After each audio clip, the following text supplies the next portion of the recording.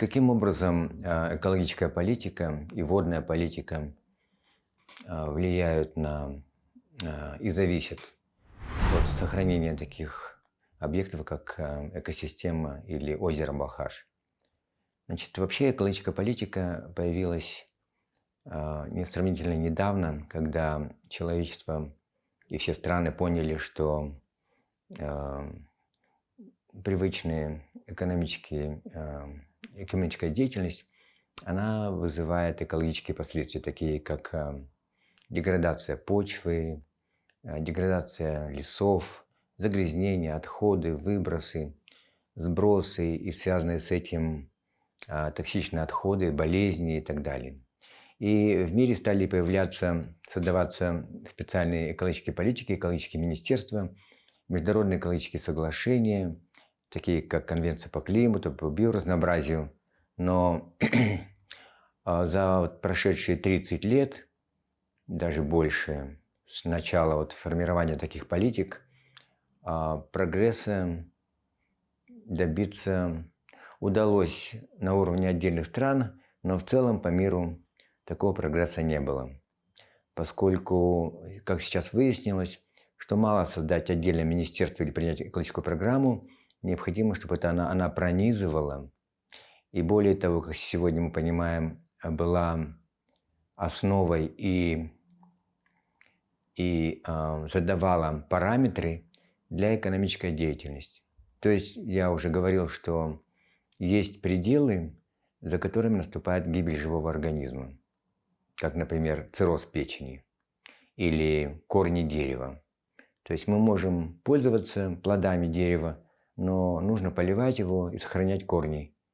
И не забирать больше, чем нужно, а не обрывать, например, веток для обогрева. То есть пределы, за которые выходить экономическая деятельность не должна. И это главная задача экологов и экологической политики. К сожалению, во многих странах, и Казахстан относится к их числу, экологическая политика не выполняет поставленных задач.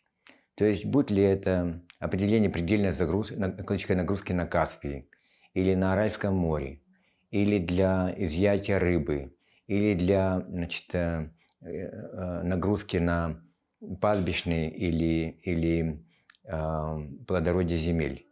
То есть из-за того, что экологи не могут определить вместе с научным сообществом такие пределы, экономическая деятельность, она выходит за эти пределы, и в итоге мы превращаем плодородные земли в пустыни, или озеро в безжизненный водоем, или просто такие случаи, как гибель вообще водоема, который разобрали на орошение Аральское море.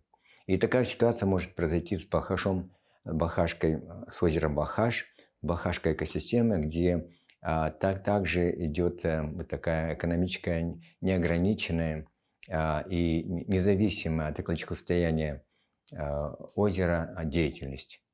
То есть люди, предприятия, малый и средний бизнес, крупные промышленные предприятия, они по-прежнему занимаются получением продукции, сырья, товаров, не имея этих ограничений. Те ограничения, которые установлены в виде экологических законов, лимитов, штрафов, налогов, они не способны защитить природные экосистемы, не способны защитить нашу землю, не способны защитить климат. И это мы видим в виде того, что у нас климат сегодня катастрофически сегодня обрушается, у нас проблемы с дефицитом воды, грязными водоемами и так далее. Поэтому здесь экологическая политика требует коренного реформирования, так же, как и водная политика, земельная политика, поскольку они по-прежнему ориентированы на максимальное извлечение ресурсов, не на сохранение этих экосистем, природных объектов, которые являются основой вообще для экономической деятельности и в целом для сохранения и продолжения жизни человечества. То есть те решения, которые приняты на международном уровне, на национальном уровне, на уровне местных органов, на уровне предприятий в виде вроде экологических программ, каких-то предохранных сооружений, инвестиций и каких-то мер по посадкам лесов, они просто являются разрозненными, и в целом они не дают того результата, который должны давать для того, чтобы обеспечивать устойчивую, долгосрочную жизнь людей на этой планете. То есть, что это значит на примере конкретного региона или конкретной экосистемы природного объекта, такой как озеро Балхаш? В свое время научными исследованиями установлен предельный уровень, предельный индикатор, который характеризует устойчивое состояние озера Балхаш. Это отметка 341 метр по Балтийской системе. Это означает, это критическая отметка, которая означает минимальный баланс между притоком воды и испарением. Если этот баланс нарушается, то есть забор воды увеличивается на рис или там, на хозяйственные нужды, то баланс нарушается, и озеро начинает быстро деградировать, высыхать. И оно, поскольку не глубокое, то оно быстро превращается этот регион превращается в пустыню. То есть то, что произошло уже на Аральском море. Поэтому отметка эта 341 метр, она является как бы главной целью, за которую не должна выходить вся экономическая деятельность в этом большом регионе, включая сельское хозяйство, ирригация, промышленные предприятия, промышленные гиганты, такие как Балхаш-мыс, или коммунальное хозяйство, крупные города, такие как город Алма-Ата, и энергетика, ГЭСы, которые имеются в этом бассейне, они вместе должны согласовать параметры своей деятельности для того, чтобы не нарушать вот этот критический уровень, отметку, связанную с озером Балхаш, то есть 341 метр. То есть это означает еще и переговоры, и совместные программы по трансграничным вопросам с Китаем, который тоже относится к этому бассейну, и увеличивает забор воды с реки Или, который является основным поставщиком воды для этого озера. То есть вот эти все параметры, они должны быть согласованы, определены, и в том числе, если они в целом из-за того, что идет изменение климата, сокращение таяния ледников и увеличение забора воды на экономические нужды, потому что население растет и в Китае, и в Казахстане, то, значит, должны быть какие-то выявлены резервы, за счет которых будет восполнено вот это дополнительное изъятие или загрязнение, нагрузка, связанная с этим бассейном. То есть эти параметры тоже в свое время были определены. Еще в 2000 году, потом в 2006 году было целое двухгодичное исследование при поддержке Европейского Союза, которое, значит, показало, где и каким образом можно экономить воду, в том числе уходить от водоемких культур, заменять их, особенно рис. Я уже говорил, килограмм риса – это изъятие 4-5 тонн воды из этого бассейна, от этого озера. И включая потери в зонах рассеивания, включая сокращение стоков, включая максимальное использование, повторного использования воды и сокращение потерь воды в жилом секторе, в каждой квартире, в городах. То есть вот эти все резервы, они довольно большие. Например, потери воды при поливе, они доходят до 50%. Вода через необлицованные каналы уходит в землю. И, значит, это та вода, которая должна идти в Балхаш. То есть по всем этим мерам можно сделать вот как бы систему таких программ коммунальных, городских, энергетических, промышленных, аграрных, экологических, которые вместе согласованно дают вот этот, обеспечивают сохранение жизни, основы для продолжения экономики и жизни всего этого бассейна. Поэтому условием для выполнения этой программы, этих программ всех, является их взаимная связь. То есть целостное управление, единая программа, которая объединяет всех этих различных видов водопользования, землепользования и, значит, промышленность, энергетика и так далее. То есть они должны объединены быть общей целью и и их деятельность должна быть согласована.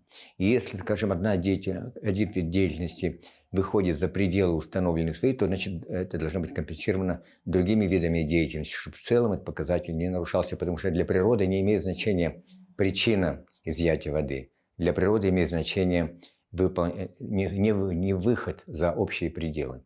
То есть для них, например, для природы, с точки зрения, например, энергетики, не имеет значения способ производства энергии, имеет значение общая нагрузка, изъятие энергии и нарушение вот этих равновесия, связанного с энергетическими потоками между солнечной энергией, значит, промышленной энергией и так далее. Поэтому здесь должно быть целостное управление, и это условием выполнения таких программ, будь ли это замена водоемких культур, будь ли это сокращение сточных вод промышленных предприятий, или значит, развитие заповедника, для которого тоже нужно, значит, для животных нужна растительность, то есть обводнение, своевременная и качественная вода. То есть все эти программы должны быть их условием является целостный совместный институт управления. То есть не разрозненное управление через ведомства, министерства, акиматы, которые сегодня не знают, кто что делает, и вместе они как бы разрушают природную основу, а должно быть единый орган управления.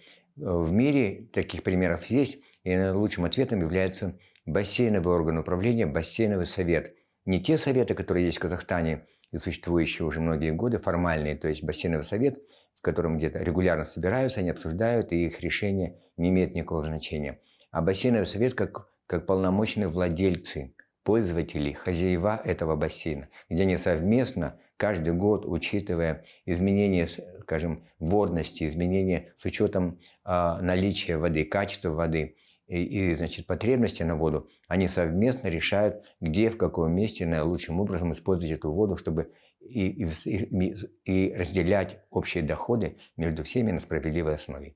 Чтобы не было так, что кому-то это выгодно, например, тем, кто вверху по течению, они пропускают воду вниз, но они должны получить прибыль от получения, например, от восстановления рыбного стада или экотуризма, или выращивания там, сельхозпродукции. То есть, если такого механизма нет, то им становится выгоднее забрать воду у себя наверху. И наилучшим способом забора воды является строительство ГЭС, новой плотины и выработка энергии, тем самым усугубляя, нарушая общее равновесие в этом бассейне. Вот то, что происходит сегодня и в странах Центральной Азии, во многих странах между Россией и Казахстаном, между Казахстаном и Китаем, и внутри Казахстана, между областями Казахстана и между разными ведомствами. То есть совместное, целостное, единое управление всем бассейном, начиная от истоков воды, заканчивая озером, это является главное условие выполнения этого плана. То есть на бумаге его можно написать, но если не будет создан такой механизм, то такое управление работать не будет. И одним из важнейших условий, то есть основой для этого органа управления, являются водопользователи, люди. Они должны быть вовлечены. То есть они не должны ждать, когда вот какой-то появится суперорган, который будет принимать решения за них. Нет, они должны быть акционерами, владельцами и главными лицами, которые выставляют своих представителей в этот бассейновый орган и контролируют его деятельность с тем, чтобы не было разрушения той основы или там, территории, в которой они являются хранителями, наследниками и должны передать ее своим будущим поколениям. Новый вызов, который сегодня должны все страны учитывать, и это очень серьезный вызов, который совершенно должен поменять всю структуру управления и экономическую деятельность на планете, это изменение климата. То есть изменение климата – это сегодня бесспорный процесс, независимо от того, какие причины являются этих изменений, но они уже очевидны, никто об этом не спорит, потому что идет таяние ледников, повышение температуры, повышение мирового океана, увеличение частоты засух, затоплений, это и наводнения, и пожары в лесах, там, где пожаров никогда не было. То есть это все проявления вот этих изменений климата, сбоя климатической системы, нарушения глобальных водных циклов, которые вызывают вот эти все последствия. Поэтому прогнозов сегодня уже достаточно, что эти изменения они не будут происходить медленно, это только первое начало, то есть они будут возрастать по экспоненте, то есть в геометрической прогрессии. И такие изменения, которые мы планировали, что будут происходить к 50 году, к 2100 году, они уже сегодня происходят, и следующий год уже называется будет самым жарким. Этот год уже самый жаркий год в истории человеческих наблюдений за 100 лет. И следующий год будет еще жарче. Что означают эти последствия изменения климата? Это, во-первых, это связано с ростом дефицита воды. В Казахстане он будет, по всем прогнозам, до 50% разница между потребностями, растущими на воду, и растущими сокращением водности, то есть доступности воды. Второе, значит, будет резкое сокращение засухи и сокращение урожаев. Там, где мы имели стабильные урожаи, на багарной территории или там на орошаемых землях, пшеница – один из главных видов деятельности Казахстана, то вот смещение природных поясов и повышение температуры, оно сделает эти территории бесплодными. То есть мы будем сокращение производства сельхозпродукции по официальным прогнозам называется 37%. На самом деле, я думаю, это будет 50 и больше процентов. То есть наполовину обрушение всей продовольственных продукции. Это вопросы продовольственной безопасности, это голод.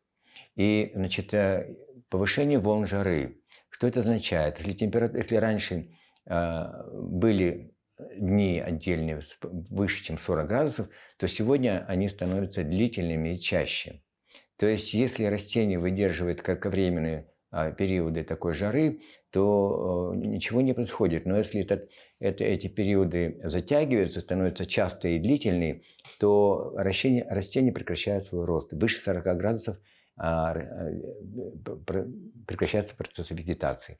То есть, это означает, что та еда, которая выращивается в целом на земле, она перестает производиться. Это тоже массовый голод, это массовые миграции. И, конечно, вот эти изменения температуры и нарушение баланса экологического равновесия, оно вызывает очень другие многочисленные последствия, такие как, например, массовое появление вирусов там, где их никогда не было. То есть вот эти вирусы и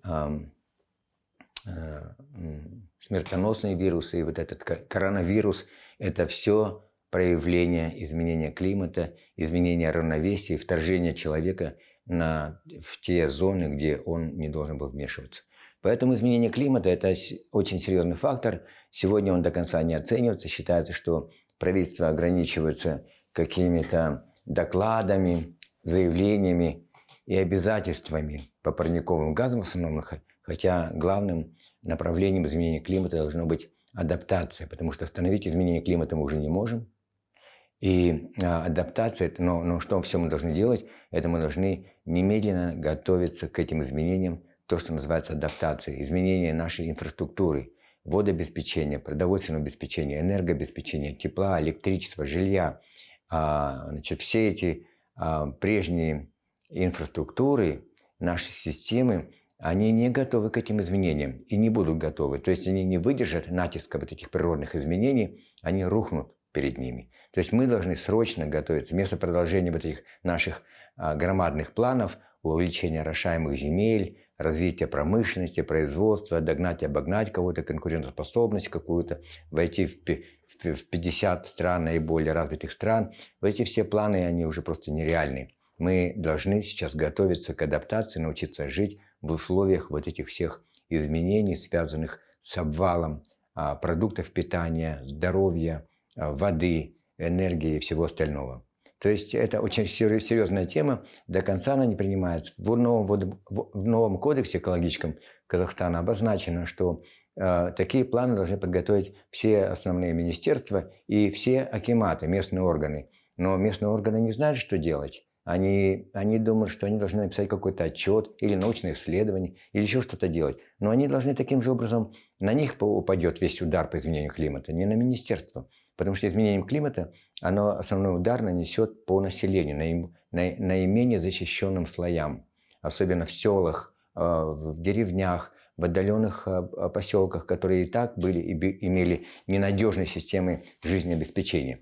То есть вот это все получается, что дело здесь даже не в этих областных центрах и администрациях, акиматах, а в том, чтобы люди должны создать вот эти близко идущие, быстро идущие изменения и начать готовиться, выживать в новых условиях, в том числе за счет максимального использования автономных систем жизнеобеспечения, автономного теплоснабжения, автономного электрического снабжения, тем более технологий таких сегодня в мире доступны все больше и больше. То есть это серьезная проблема, это нужно об этом говорить, нужно обучать людей, создавать специальные центры по адаптации в каждом селе, в каждом районе для того, чтобы они информировали, обучали и показывали эти технологии на примере уже готовых демонстрационных установок и помогали людям, сервисам, кому надо создать такую технологию, установить, обслуживать ее. Сегодня это нужно делать очень быстро, потому что если климатическая система, как говорят ученые, она не будет медленно раскачиваться, то, что раскачивается, первые признаки, как бокал на краю стола. То есть он раскачивается, но он не будет раскачиваться вечно. Когда амплитуда выйдет за какой-то предел, этот бокал просто обрушается. То есть когда будет обрушение, будет хаос. Там уже будет не до возможностей обучения, передачи технологий или там обновления инфраструктуры. Там просто будет хаос.